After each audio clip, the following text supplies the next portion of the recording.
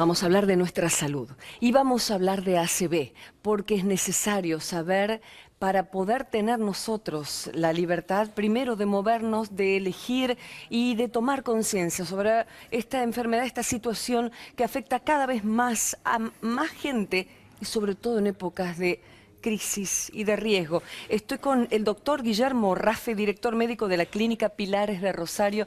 Guillermo es neurólogo. Buen día, bienvenido. Buen día.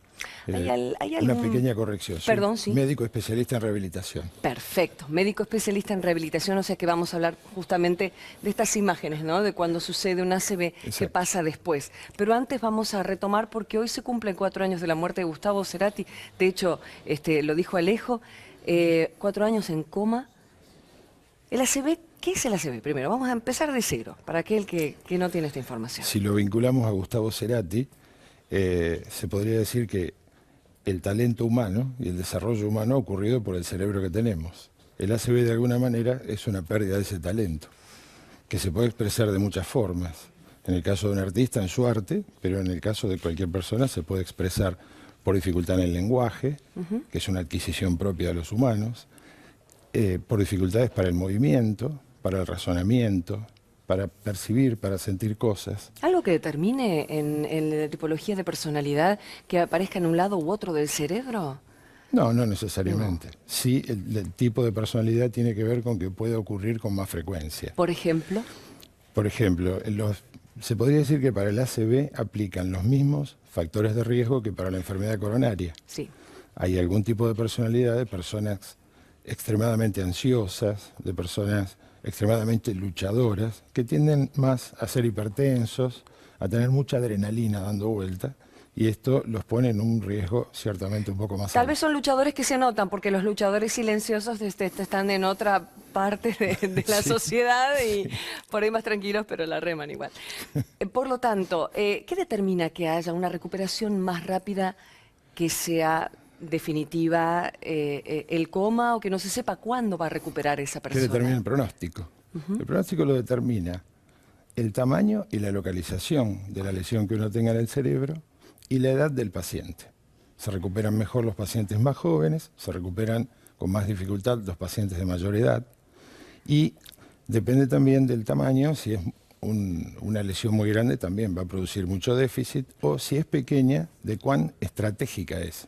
O sea, de cómo está ubicada en el cerebro, para ver qué tipo de dificultad produce. ¿Hay estudios que determinan que en épocas difíciles, económicas, de crisis, haya mayores casos diagnosticados? Personalmente me tocó seguir una serie de pacientes durante una de las crisis pasadas, en un lugar público en el que yo me desempeñaba, y claramente vimos cómo aumentaba el número de ACV en esos años en los que nosotros hicimos la observación. Atender a la calidad de vida por sobre todas las cosas, porque uno no sabe si tiene el riesgo o no. Es básicamente eso, es bajar el nivel de estrés y de tensión que pueda tener la vida.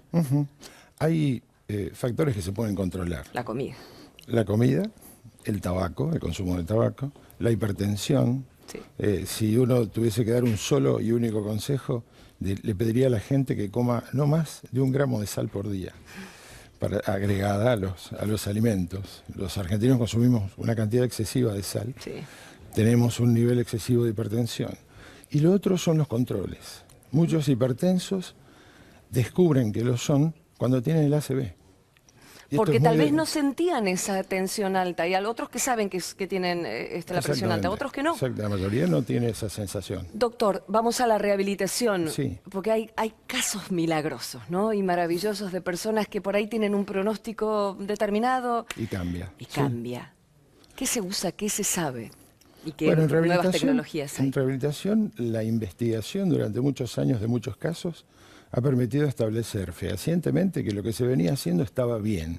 Es decir, están mejor las personas que hacen rehabilitación que aquellas que no hacen. Están mejor las personas que reciben una frecuencia regular de rehabilitación, sobre todo en los primeros meses, que tiene que ser prácticamente diaria. Están mejor las personas que tienen menos dificultades cognitivas del conocimiento, de la atención, de la memoria, porque pueden reaprender un poco más rápido. Y hablar de la ayuda de quienes están alrededor, ¿verdad? Que ese es otro tema. Siempre la familia del paciente es determinante. Sin duda, el contexto ayuda.